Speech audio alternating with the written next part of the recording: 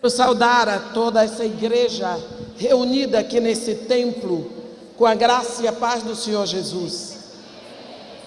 E eu quero convidar aquelas que estão em condição de ler e que estão com a Bíblia aí, a abrirem a Bíblia na segunda carta de Pedro. E aqueles que não trouxeram a Bíblia ou por uma razão ou outra não possam ler, que acompanhem a leitura do capítulo 1 da segunda carta do apóstolo Pedro.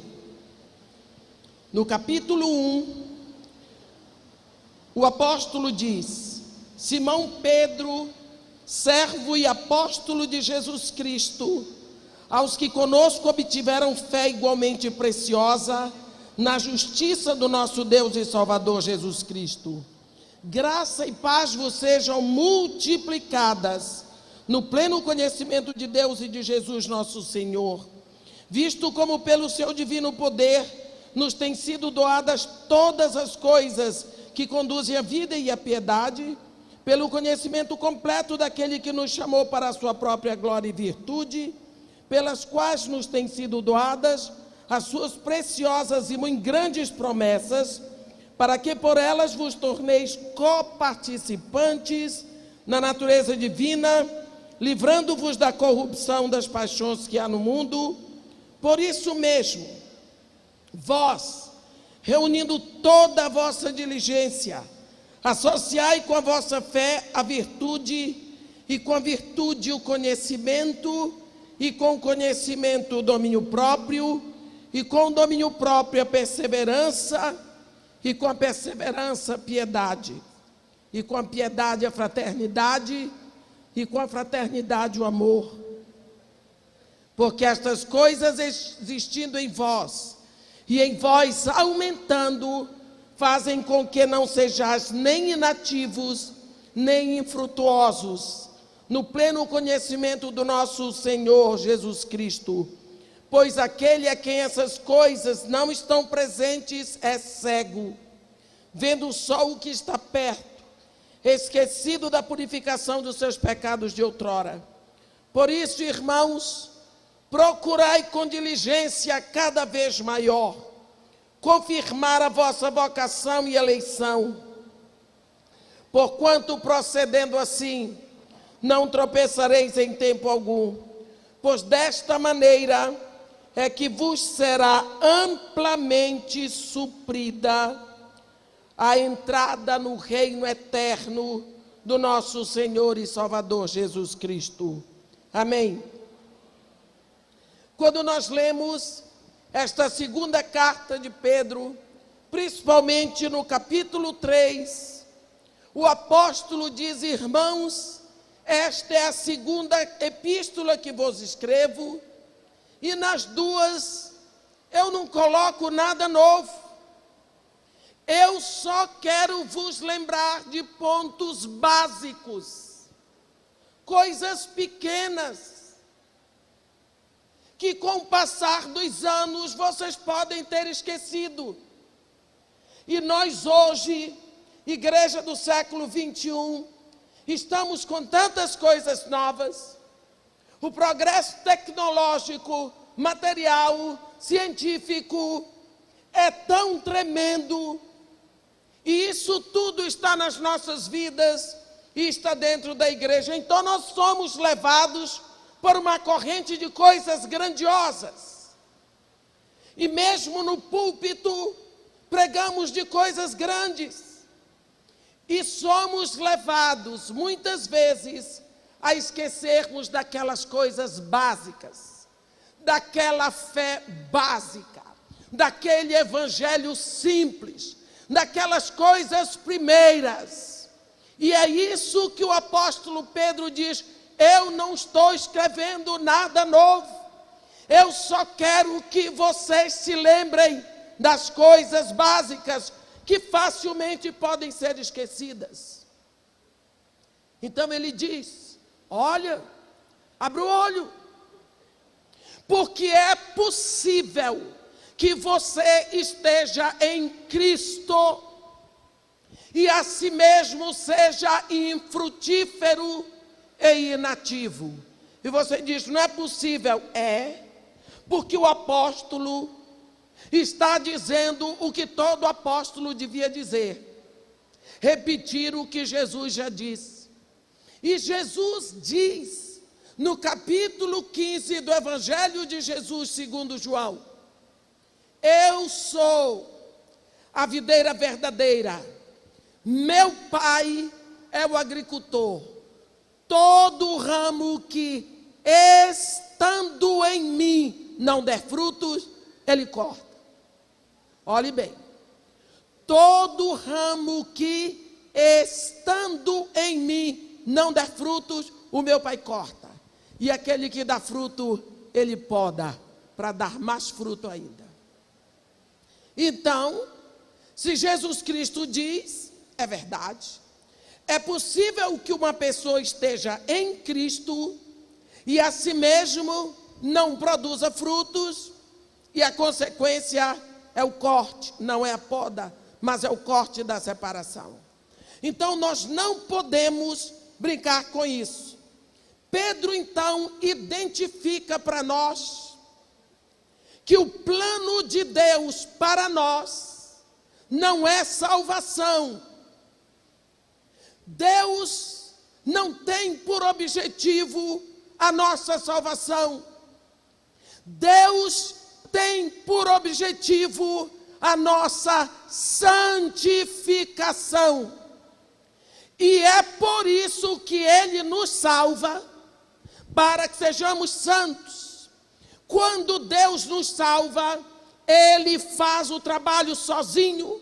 Nós não precisamos cooperar, nós não precisamos nos esforçar, porque Deus nos salva sozinho pela sua graça. Mais uma vez salvos, nós temos que cooperar para a nossa santificação. A vontade de Deus é a nossa santificação, a sua, minha irmã, a minha santificação. Estar salvo significa ser transferido. Mas agora que nós entramos no reino, é preciso uma caminhada. E Pedro nos adverte que o Pai nos dá uma dose de fé necessária para aceitarmos Jesus. A fé é dom de Deus, não é nossa. O apóstolo Paulo diz isso em Efésios. Então Deus nos dá a dose de fé necessária para crermos em Jesus e sermos salvos.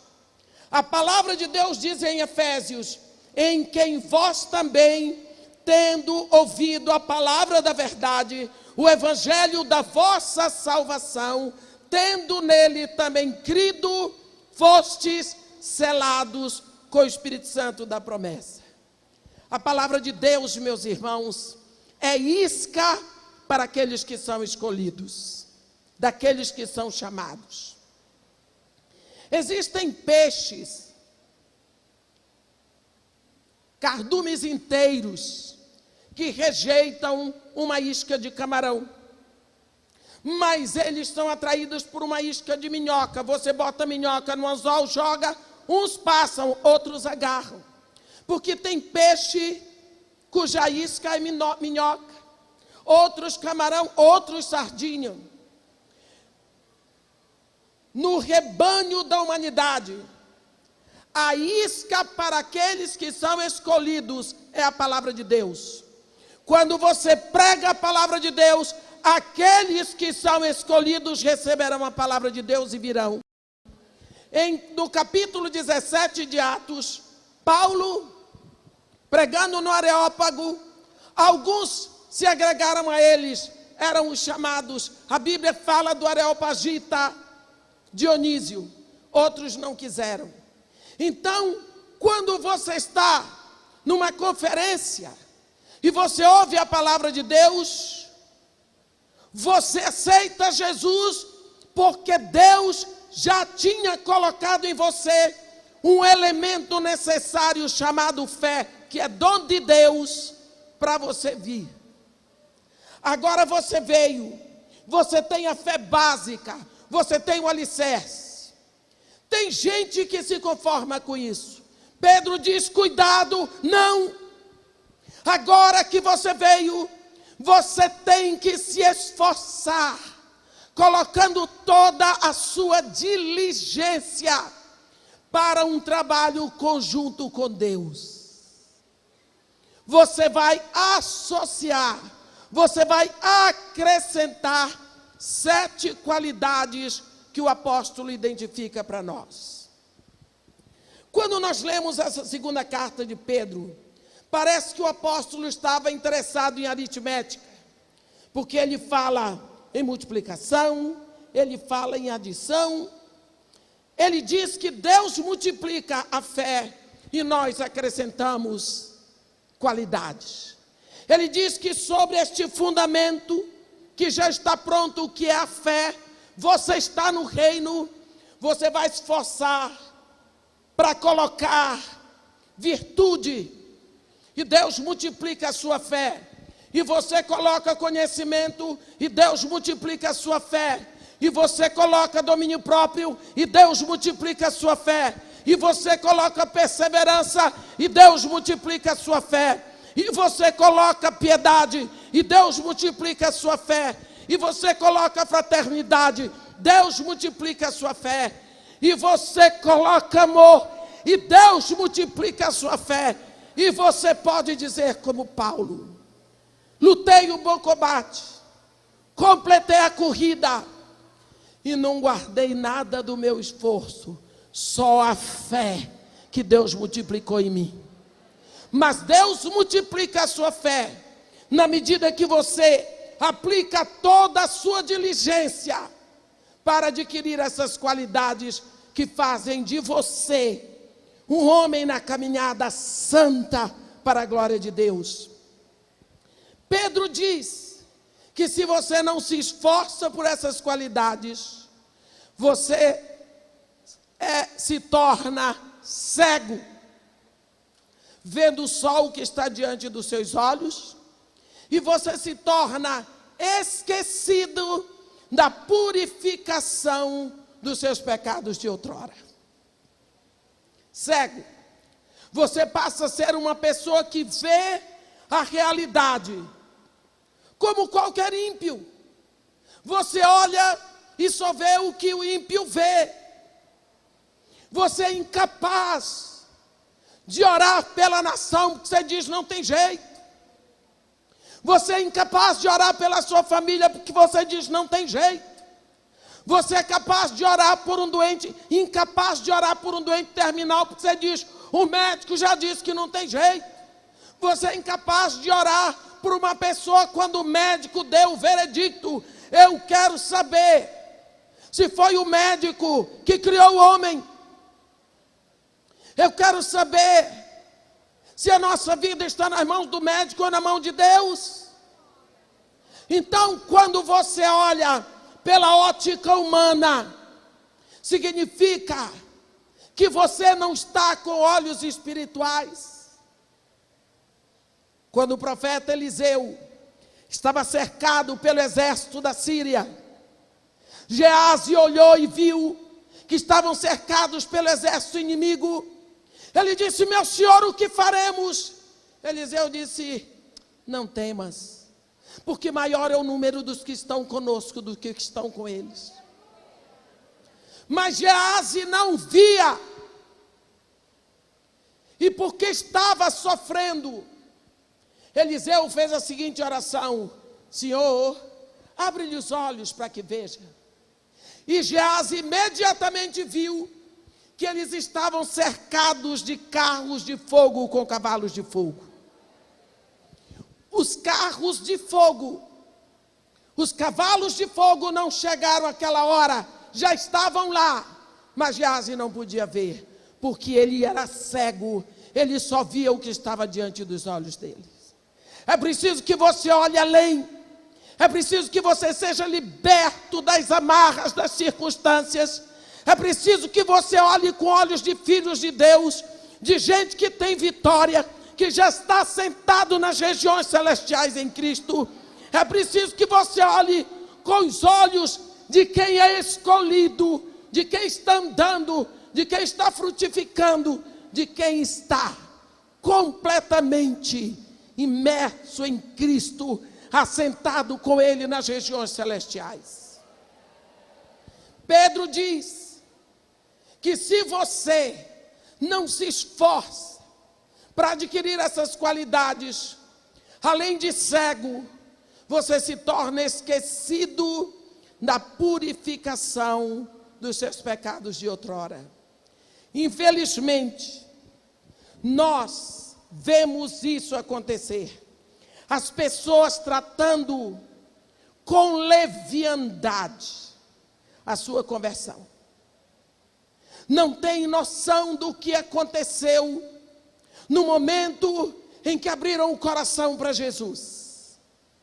Naquele momento, a palavra do Pai vem, dizendo: olha, ainda que os teus pecados sejam vermelhos como a escarlata, eu os tornarei mais brancos do que a alva lã. Porque para contigo hoje eu uso de misericórdia, e dos teus pecados jamais me lembrarei. Naquele momento que você vem para Jesus, o Pai apaga tudo do passado, porque muito mais o sangue de Cristo, que pelo Espírito eterno se entregou sem máculas a Deus, purificará até as nossas consciências das obras mortas, para servirmos ao Deus vivo. Então, Deus não esquece como nós esquecemos. Porque se você esqueceu sua Bíblia no carro, você esqueceu, mas a sua Bíblia ainda está lá. Se você esqueceu o seu telefone celular em cima da mesinha de cabeceira, você esqueceu, mas o telefone está ali.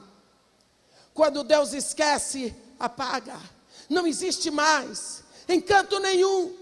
Os pecados cometidos no passado não existem mais, nem na memória de Deus. Você é uma pessoa nova, é uma criação nova. O seu futuro está todo diante de você, para andar com Deus, para produzir com Deus, para trabalhar com Deus, para frutificar no reino. Você não tem que carregar amarras, correntes como escravo, você está livre. Muitas vezes esquecemos disso. E porque esquecemos que para que isso acontecesse, foi preciso um sacrifício, que não foi de um animal qualquer, não foi de um homem qualquer, mas foi do Filho de Deus. E por isso é muito fácil pecar. Muito fácil pecar. Então levamos uma vida como se fôssemos pessoas ímpias. Eu posso pecar que Deus perdoa. Deus nos perdoou em Cristo. Está feito. Mas agora, como diz o apóstolo, abra os seus olhos, porque você tem que andar. E esse apóstolo, ele estabelece para nós uma corrida de 7 qualidades. A primeira, ele diz que você tem que procurar o que no grego está arete.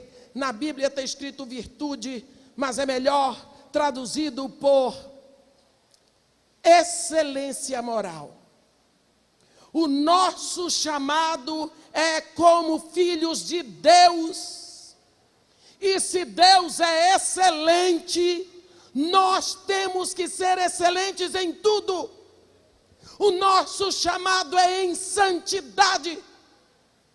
Filho de peixe pode ser peixinho, mas filho de santo não é santinho. A Bíblia diz: sede santos. é atributo de Deus.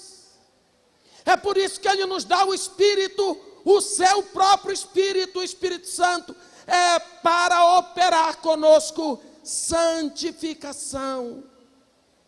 Porque sem ela não veremos a Deus.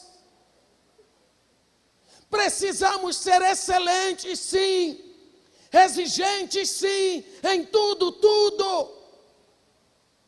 Nós não podemos ser mais ou menos em nada. Seja um exagerado. Seja exigente.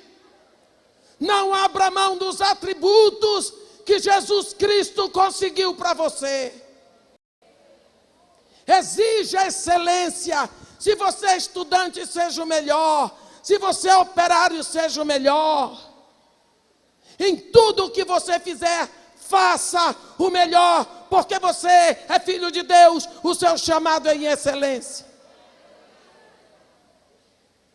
Estava conversando com uma pastora que disse para mim: eu não consigo entender como é que a senhora, porque eu estava dando testemunho que o gerente do banco me chamou e disse: para que a senhora quer cheque especial, se a senhora nunca usou?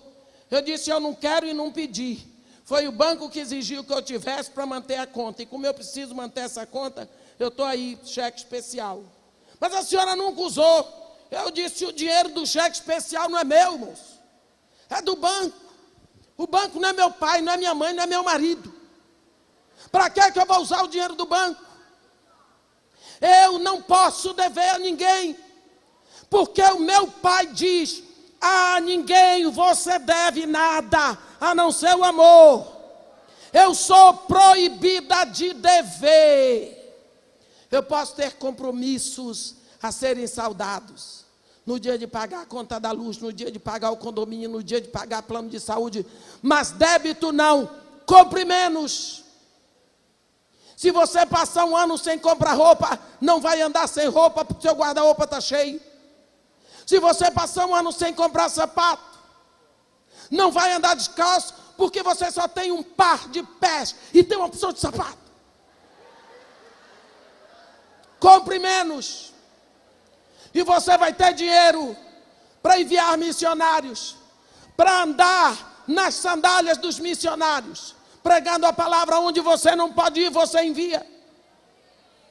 Dever ao banco é dever. Cobiçar do rico é cobiçar, porque você não vai cobiçar do pobre. Então, nós precisamos abrir o nosso coração com diligência para acrescentar excelência moral.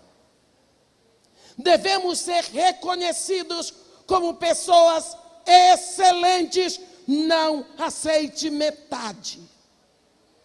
Você tem que ser excelente na sua vida. Você tem que ser reconhecida como uma pessoa que deixa marcas e não manchas. Tem pessoas que passam deixando manchas. Filhos de Deus deixam marcas nas suas pegadas. Quando você associa excelência moral, Deus multiplica a sua fé, você luta por conhecimento. Como você vai levar a vida agradável a Deus se não o conhece? Você tem que buscar o conhecimento de Deus. Se você busca o conhecimento, você vai poder adorar. Senão, você é como aqueles atenienses do capítulo 17 de Atos, que adoravam o Deus desconhecido. Jesus Cristo disse para a mulher samaritana: vocês adoram o que não conhecem. Nós adoramos o que conhecemos, porque a salvação vem dos judeus. Você se lembra daquela mulher? A mulher atrapalhada, coitada. Teve o primeiro marido, não deu certo. O segundo não deu certo. O terceiro não deu certo. O quarto não deu certo. O quinto não deu certo. O estava no sexto e já estava dizendo: não tenho marido. Já pensava no sétimo. Quando Jesus apareceu. Quando Jesus diz para ela: olhe bem isso aqui, hein? Olhe bem isso aqui. Eu não sei porque que eu estou falando isso aqui, mas Deus sabe. Quando Jesus disse para ela: 5 maridos tu já tiveste, e este com quem vive ainda não é teu marido. Vejo que tu és profeta, me ajuda, me diz uma coisa, qual é o lugar de adoração? Viu? Nossos pais adoram neste monte, mas vocês, os judeus, dizem que em Jerusalém deve adorar. Como é que eu faço? Onde eu adoro? Qual é o lugar certo para adorar? Agora vê se pode. Existia uma briga entre os judeus e os samaritanos. Os judeus diziam que era em Jerusalém, os samaritanos diziam que o lugar de adoração era no Monte Gerizim. Agora a mulher com a vida cheia de adultério, isso aí não contava. Ela queria saber o lugar certo para adorar. Até hoje. A vida está toda arrebentada no pecado. Quero adorar. Adorar o quê? Olha aqui. Olha a resposta desse Jesus. Mulher, não é onde adorar, é como adorar. Está resolvido. Não é o lugar, mas o modo. Não é no monte, não é em Jerusalém, é em espírito e em verdade. Sabe por quê? A mulher com a vida toda arrebentada no pecado, queria saber o lugar da adoração. Sabe por quê? Porque se o lugar certo é aqui, eu vou lá, eu adoro, eu faço e aconteço, depois eu saio dali e continuo a minha vida de prostituição. A adoração localizada. Cuidado, mentira. Adore a Deus onde você está. Na televisão, no filme das 2 horas da manhã, no site pornô, nas arrumações, na vida onde não se tem 10 minutos para oração, mas tem todos os minutos para televisão. Adore a Deus onde você está, porque quer você queira, quer você não queira, Deus está ali. Está aí uma coisa que você não precisa se preocupar. Não precisa mais sair do seu lugar para adorar. Jesus Cristo fez com que o trono do universo viesse a habitar aqui. Então, precisa conhecer o seu Deus.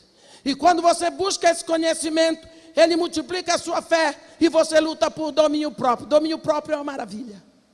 Tem gente que pensa que domínio próprio é controle. Não. Domínio próprio é domínio certo, é aquele que manda, saber quem manda.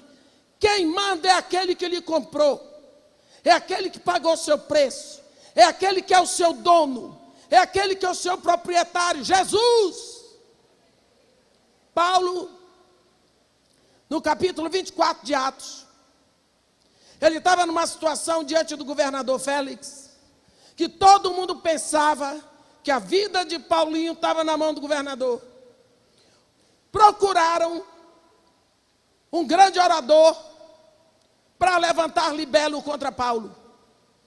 E aí procuraram um homem e ele arrasou com Paulo. Este homem é uma peste, o principal agitador da seita dos nazarenos. Ele promove dissensões entre os judeus esparsos. Paulo se defendeu como pôde. O governador ficou meio que atrapalhado. Mandou que continuassem com Paulo preso, mas tivesse uma certa benevolência com ele. Alguns dias depois, o governador volta. Trouxe a mulher dele, uma Drúcila, que era judia. E mandou chamar Paulo para ouvir a respeito da fé de Paulo. Ora, se Paulo fosse alguns desses líderes que tem hoje, achando que a vida dele estava nas mãos do governador, teria dito: oh, governador, mas que honra! Deus tem um plano para a sua vida. Nós estamos orando por você, porque você é um homem assim. Paulo olhou e viu, ele precisa de Jesus. Se ele me matar, é lucro, eu posso morrer, porque poder morrer é um luxo, viu? Poder morrer é luxo. Disse isso para um bandido: eu posso morrer, você é que não pode. Vou explodir sua cabeça, eu posso. Você não pode morrer. Cuidado com você, comigo não precisa cuidar, que eu tenho que me... E Paulo, que podia se dar o luxo de morrer, olhou para o governador, teve misericórdia. E porque teve misericórdia, fez de uma outra forma o que o pastor fez hoje de manhã. Hoje o pastor mandou a igreja levantar a mão sobre o prefeito e orar por ele. Paulo não tinha uma igreja ali para orar pelo governador, disse: eu mesmo vou fazer. Paulo pregou para ele, sabe o que? Justiça, salvação. Julgamento vindouro vai ter. E domínio próprio. Diz para ele quem é que manda, quem é que governa, quem é que tem direitos, quem é que é Senhor. Falou para ele de Jesus Cristo. Olha o domínio próprio. A Bíblia diz ali, Atos 24, a partir do versículo 24, que o homem ficou apavorado e disse: não, eu já vou. A Bíblia diz que ele ficou amedrontado. E disse a respeito disso: te ouvirei outra hora. Se mandou, pegou a drúxula dele e se mandou. Domínio próprio. Você precisa saber quem é que manda. A última palavra na sua vida não é sua, não. Você tem dono, você foi comprado. E é preciso que você nunca esqueça disso. Porque isso é o que é de mais importante para você. E no momento em que você toma essa consciência e vive essa consciência, Deus multiplica a sua fé e você vai atrás de perseverança. Aí é que eu gosto de ver. Quem prega essa prosperidade baixa, não pode fazer essa pregação. Não pode nem ler isso aqui. Porque como é que eu vou dizer que nós precisamos lutar por perseverança, se crente não tem problema? Se a vida é tudo uma facilidade? Se eu prego o cristianismo sem cruz, a graça barata, o evangelho do cavalo branco. O evangelho do cavalo branco é o primeiro selo do capítulo 6. Quando o cordeiro abre o primeiro selo, o ser vivente diz: vem, e vem um cavaleiro do cavalo branco. O cavaleiro é tão bonito. Julga, vem vencendo, e para vencer recebe uma coroa, porque ele não tinha coroa. O do capítulo 19 de Apocalipse já vem com vários diademas, porque sempre teve a Jesus. Mas do capítulo 6, sabe o que é que ele tem? Um arco. Cadê a flecha? Para que eu quero o arco sem flecha? Só se for para dançar. Eu vou para a guerra com o arco, fazer o que agora com a flecha eu faço. Isso é o evangelho da aparência. Ele usa toda a aparência. Usa a Bíblia, usa alguns versículos, usa cântico de louvor, usa tudo. Mas a flecha, a seta, ele não tem, que é a palavra, que é viva e eficaz. Então hoje esse evangelho, ele está sendo pregado. O evangelho das facilidades. E aí como é que nós vamos lutar por perseverança? Se tudo tem que ser fácil. Vá, meu irmão, atrás de perseverança. A Bíblia diz que nós precisamos perseverar. E se nós perseveramos, é porque as situações são difíceis. Tesouros estão escondidos em cavernas difíceis de serem encontrados. Então, quando você consegue ser fortalecido no Senhor, na força do seu poder, tomando toda a armadura, lutando para que Deus seja glorificado na sua vida, nas dificuldades, Deus multiplica a sua fé, e você vai lutar por piedade. Piedade é uma consciência constante da presença de Deus onde quer que você esteja. Não importa onde eu esteja, Deus está. Você passa a ver os outros em segundo lugar, porque no seu foco está Deus. Como o profeta Elias, que vai a Acabe e diz ao rei: Rei, Deus em cuja presença eu estou, lhe diz que nem chuva e nem orvalho cairão sobre esta terra por 3 anos, segundo a minha palavra. Não importava quem estivesse, ele estava na presença de Deus. E quando você leva a sua vida na presença de Deus, eu digo para vocês, confesso de público, eu já estava pregando a palavra de Deus, mas ainda não tinha uma vida pia. Do dia em que eu meditei no último capítulo do livro do profeta Ezequiel, eu estava escrevendo um estudo sobre os nomes de Deus, e ali eu busquei Jeová chamar, o Senhor está presente. Eu tomei um susto.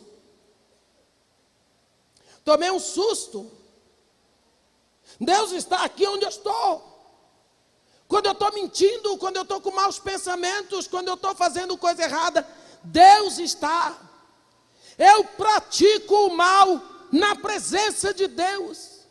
Eu me senti como eu fosse diante de Deus, e lá diante do trono dele, eu matasse, eu mentisse, eu desejasse o mal, eu me senti levando o mal diante de Deus, diante dele, propositadamente fazendo o mal. Ah, meus irmãos, nós vivemos uma época privilegiada, mas perigosíssima. É que no momento em que um homem,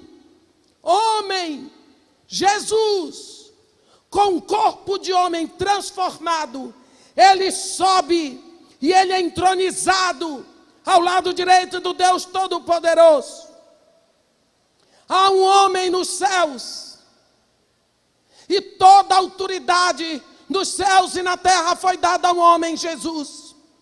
E ele toma as regiões espirituais passo a passo, e nele nós já estamos.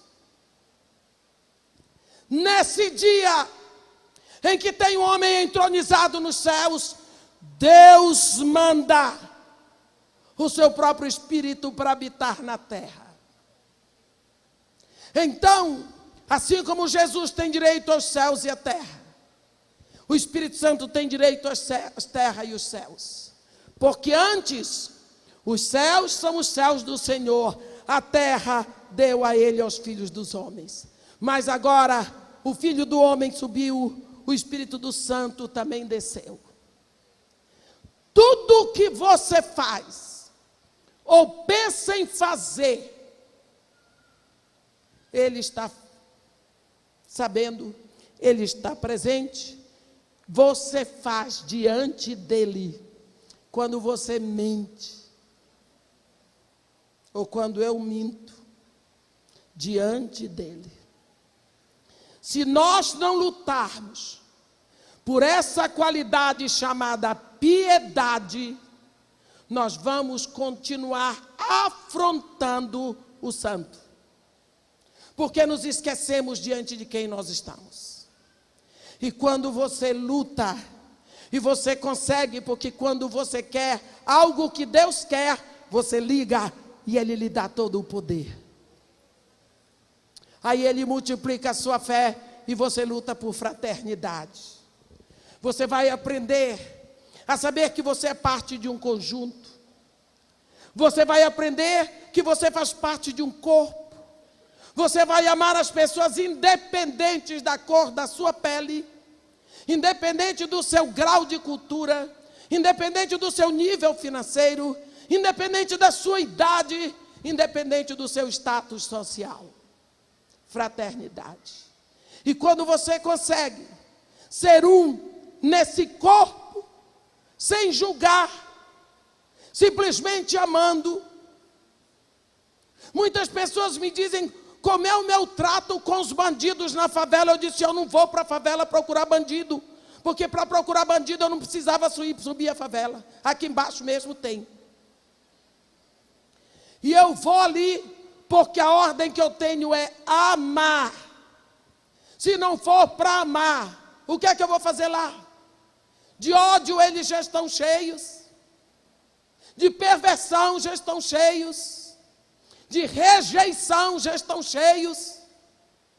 Então, se eu vou ali, eu vou como uma ponte de acesso, e a única ponte de acesso é amor, é Jesus. Então, Deus multiplica a sua fé e o amor está estabelecido na sua vida. Pedro diz que quando nós lutamos com toda a diligência por essas qualidades, ele diz que é desta forma que será amplamente suprida a entrada no reino eterno do nosso Salvador e Senhor Jesus Cristo. Então, coisas básicas, pregação básica, que às vezes nos esquecemos. Oramos, clamamos, choramos pela nossa família, pelas nossas cidades, pelos nossos estados, pelas nossas nações. Graças a Deus que nós chegamos ao ponto de saber que Deus nos levantou para este ministério na terra. O ministério de Jesus Cristo é intercessão. A Bíblia diz que Ele vive para interceder.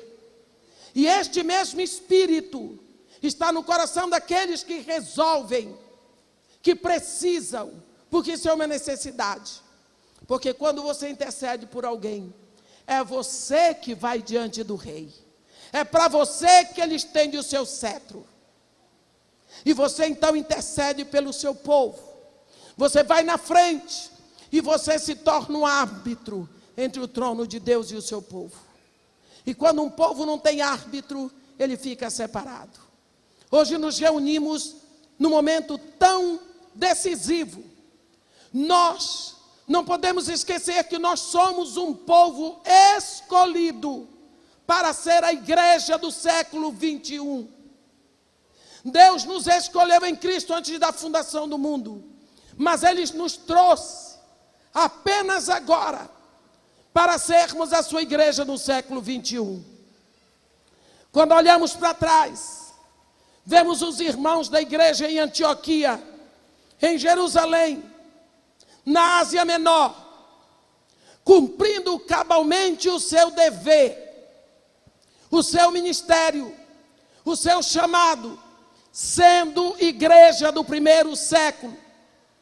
Olhamos os apóstolos, os evangelistas, e vimos esse povo fazendo a diferença na sua época. Hoje, essa incumbência está nas nossas mãos, não está na mão do seu pastor, da sua pastora, está na mão de cada filho de Deus. Então nós precisamos fazer a diferença hoje. Quando Israel estava num problema espiritual seríssimo, Saul estava no trono, mas sem a unção estava sobre Davi. Mas o rei que estava no trono sem unção de Deus, era Saul, que tinha prestígio, que tinha exército, que tinha dinheiro, que tinha coroa. Aqui tinha Davi, que tinha unção, mas não tinha coroa, não tinha exército, não tinha dinheiro, não tinha prestígio, não tinha poderio. Era essa a situação de Israel. E Davi precisava de um exército. Então alguns se levantaram e perceberam que havia uma unção sobre Davi que já não existia sobre Saul. E lá em 1 Crônicas, está falando dos filhos de Issacar, no versículo 32, e diz assim: dos filhos de Issacar, conhecedores da sua época. para saberem o que Israel devia fazer. Está vendo? Conhecedores da sua época para saberem o que Israel devia fazer. Você tem que conhecer a sua época para saber o que é que tem que ser feito agora. Você tem que saber que trama está nos céus espirituais do Brasil, para saber o que você tem que fazer. Você tem que ter nariz que fareja nas regiões espirituais. Essa é uma das qualidades do nosso crescimento. O rei diz para a mulher em Cantares: o teu nariz é como a torre do Líbano, que olha para Damasco. É uma torre de vigília. Você fareja, você vê, você percebe, você busca. O que é que está acontecendo no Brasil hoje? Qual é o problema espiritual? Famílias derrubadas, lideranças completamente arruinadas. Os nossos líderes são expostos por si mesmos. Os nossos maridos, eles largam a família e vão embora. E eles riem. Existem líderes que riem, mostram a cara e dizem: eu não sei de nada. Você está liderando uma bagunça, eu não sei. Alienados, aéreos. De onde vem tudo isso? Vem de um espírito que se move nas regiões das trevas. Nós estamos vivendo um tempo preciosíssimo para nós como igreja. Sabe qual é? É um tempo sem liderança. Um tempo fácil de apontar o único líder, Jesus. Portanto, minhas irmãs, pelas crianças que são preparadas com as emoções arruinadas, pelas esposas que gemem, sem marido e sem pão para os seus filhos, pelos arruinados das portas dos hospitais, pelos ricos perdidos no vício da cocaína e do álcool, pelos ladrões de colarinho branco, pelos líderes que se esgueiram na igreja atrás de um lugar para ganhar o pão, pelas mentiras que surgem no púlpito, pela dor dos nossos índios que hoje estão reunidos em Manaus, clamando ao governo que não proíba os missionários, pelos pobres e pelos ricos, pelos brancos e pelos negros, pelas mulheres e pelos homens, pelos velhos, pelas crianças, pelos jovens, por Jesus Cristo. Vamos dedicar mais do nosso tempo a chorar, porque Deus diz: bem-aventurado é o que chora, bem-aventurado o que geme, porque não é o que grita que será consolado, mas é o que chora que receberá o consolo. E Deus diz que Ele procura homens e mulheres que se levantem em favor da nação. E se Deus não encontrar isso entre os seus filhos, aonde que Ele vai encontrar? É por isso que você está aqui. Porque Ele encontrou corações prontos para deixarem sua casa, seu bem-estar, seu conforto, marido, filhos, economizar dinheiro, pagar passagem. Mulheres que trabalham o ano todo. Hoje eu perguntava à pastora Aurora, Há quanto tempo, se ela disse, irmã, quando acabar um, a gente começa a pensar no outro. Para que isso acontecesse, meus irmãos, isso não pode ser em vão. É o Espírito se movendo durante o ano, para que você venha aqui, para que você ouça uma palavra, para que você veja alguma coisa. Eu não posso admitir que você saia sem levar uma bagagem maior. E olha, existe alguém que está muito mais interessado nisso do que eu, é o Espírito Santo. Portanto, abra o seu coração, só saia dali na hora que tiver a consciência completa, profunda, de que você encontrou o que veio buscar. Não saia de mãos vazias, não saia de qualquer jeito, beba tudo, aproveite tudo e saia daqui pronta para transbordar, saia daqui pronta para trazer mais mulheres, para contaminar com bênçãos o lugar onde você pisa. Aleluia. Oh Senhor Deus nosso Pai, de eternidade a eternidade Tu és Deus. Tu és o único Deus que responde com fogo. E eu te peço neste momento, vem com Teu fogo santo e queima os nossos corações. E faz explodir. E faz que seja purificado tudo aquilo que está dentro de nós. Muda as situações. Arrebenta as barreiras que nos separam do lugar da oração. Quebra, Senhor, as correntes que nos impedem por causa de 10 minutos de sono. Oh, Pai querido, glorifica o Teu nome nas nossas vidas. Faz um milagre pelo Teu amor e pela Tua graça. Faz que possamos ter consciência total no preço que Jesus pagou por nós. Revela nos nossos corações o desejo eterno que Tu tens de nos ter aos Teus braços. E dá-nos coragem, força, pertinácia, garra para vencer os empecilhos e Te buscar cada dia mais. Porque sabemos que se nos buscarmos, Tu serás achado. Aleluia.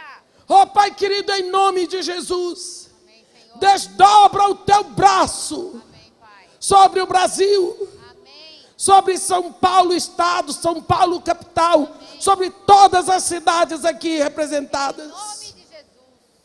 E atrai pessoas, amém, amarra-nos com os Teus braços como se fossem cordas, amém, que nunca serão quebradas. Amém, e faz com que sejamos um, amém, Pai, como Jesus orou por nós, amém, para a glória do Teu nome. Aleluia. Isso nós Te pedimos, Te agradecemos, amém, em nome de Jesus. Aleluia. Amém.